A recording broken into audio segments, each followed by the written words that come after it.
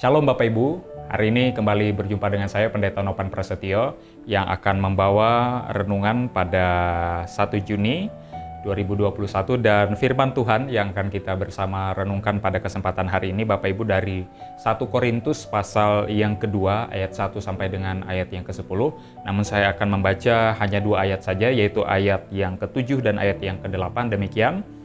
Tetapi yang kami beritakan ialah hikmat Allah yang tersembunyi dan rahasia, yang sebelum dunia dijadikan telah disediakan Allah bagi kemuliaan kita. Tidak ada dari penguasa dunia ini yang mengenalnya, sebab kalau sekiranya mereka mengenalnya, mereka tidak menyalibkan Tuhan yang mulia.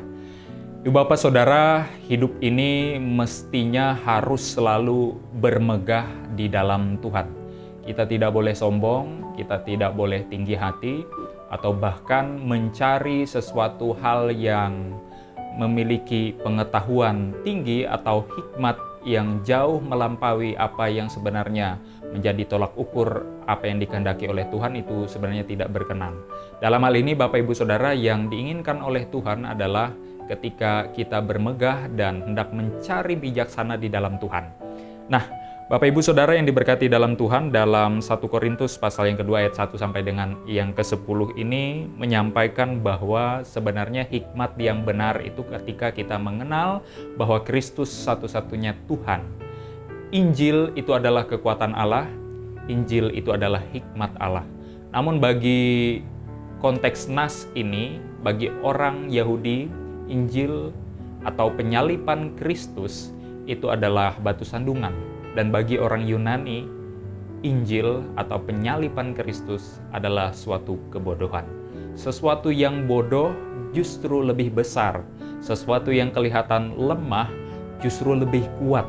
Inilah perbedaan pengertian dari manusia yang mencari hikmat, yang mencari pengetahuan, yang mencari bijaksana dari dunia atau mencari tanda. Tetapi sebenarnya semuanya sudah disediakan di dalam salib Kristus, Bapak Ibu Saudara. Justru yang mencari hikmat, kebalikannya memperoleh sesuatu kebodohan. Justru yang mencari sesuatu nilai rohani tidak akan mendapatkannya, karena mereka tidak berkaca dan melihat pada Kristus yang mati di kayu salib. Nah, Bapak Ibu Saudara yang saya kasihi dalam Tuhan Yesus Kristus, hikmat yang benar adalah ketika hikmat itu datang dan bersumber dari Allah di dalam diri Kristus sebagai Tuhan dan Juru Selamat. Kita tahu dalam nas ini, kalau diselidiki lebih dalam, pada konteks saat itu, ada banyak orang yang berpidato atau berorasi untuk mencari ketenaran atau untuk mencari suatu pekerjaan, untuk menghasilkan uang, demi keperluan dirinya sendiri. Maka yang dibutuhkan adalah hikmat yang berdasarkan dari kemampuan pribadi. Bagaimana dia bisa berkata-kata, bagaimana dia bisa berorasi, sehingga itu bisa mempengaruhi orang saat itu di Korintus, sehingga orang tertarik dengan motivasi, dengan gugahan yang dia sampaikan, dan dari situlah sumber pemasukan dari yang menyampaikan orasi tersebut. Namun dalam hari ini Rasul Paulus tidak demikian, Bapak Ibu Saudara. Rasul Paulus justru hendak menunjukkan bahwa ketika ia memberitakan Injil, dia harus semakin kecil, tetapi Kristuslah harus semakin besar. Dia adalah orang yang lemah dan tak berdaya, tetapi Kristuslah yang harus dia tinggikan.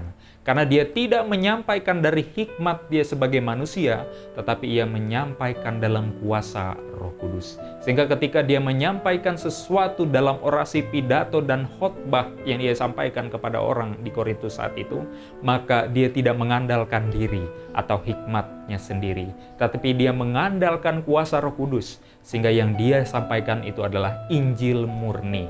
Injil ketika Kristus sudah mati di kayu salib. Injil yaitu ketika Kristus yang mengalahkan maut, yang hidup kembali. Dan Injil ketika Kristus yang naik ke sorga. Itulah yang ia sampaikan. Tetapi Bapak Ibu Saudara, seperti yang saya katakan tadi, bahwa salib itu merupakan kebodohan bagi orang Yunani, dan juga salib merupakan suatu batu sandungan bagi orang Yahudi. Tidak semua orang yang bisa menerima akan berita salib berita sukacita, berita Injil. Namun ketika siapa yang lemah, yang tak berdaya, yang dengan rendah hati menerima berita Injil, justru adalah orang-orang tersebut yang akan menerima anugerah dan diselamatkan. Jadi Bapak Ibu, ketika kita melihat firman ini, orang-orang yang besar, orang-orang yang berhikmat, orang-orang yang berakal budi, orang-orang yang katanya rohani, justru itu tidak masuk dalam anugerah Tuhan. Justru itu disingkirkan Tuhan. Tetapi orang-orang yang lemah, orang-orang yang kecil, orang-orang yang miskin dengan rendah hati mau mendengar Injil, mau mendengar tentang Kristus yang bangkit, yang mati, yang naik ke surga, dialah yang akan memperoleh keselamatan. Nah, oleh sebab itu tidak ada alasan kita untuk bermegah di dunia ini dengan segala ilmu pengetahuan dan penemuan yang ditemukan oleh manusia di dunia ini sampai saat ini berkenaan dengan teknologi, berkenaan dengan ilmu pengetahuan, berkenaan dengan dunia media sosial dan sebagainya, atau bahkan sesuatu yang mungkin menjauhkan kita daripada mendekatkan diri kepada Tuhan. Justru itu kita tetap harus beriringan dengan tetap takut akan Tuhan, tetap bermegah dalam Tuhan. Karena Injil itu menyelamatkan seluruh umat manusia. Injil adalah kekuatan Allah dan hikmat Allah yang maha tinggi. Ketika rasio akal budi pemikiran kita tunduk pada Injil, maka kita akan dituntun di jalan yang benar. Amin, Bapak Ibu Saudara. Tuhan akan memelihara dan memberkati kita sekalian. Amin. Mari kita berdoa mengucap syukur atas firman yang kita barusan dengarkan. Kami bersyukur atas hikmat yang datangnya dari Tuhan melewati Injil Kristus yang boleh menaungi akal budi, pemikiran kami, rohani kami untuk semakin dekat kepadamu. Oleh sebab itu tuntunlah kami dengan segala kelemahan kami sebagai manusia yang terkadang kami bisa sombong, tinggi hati, atau tidak peduli akan pemupukan rohani kami.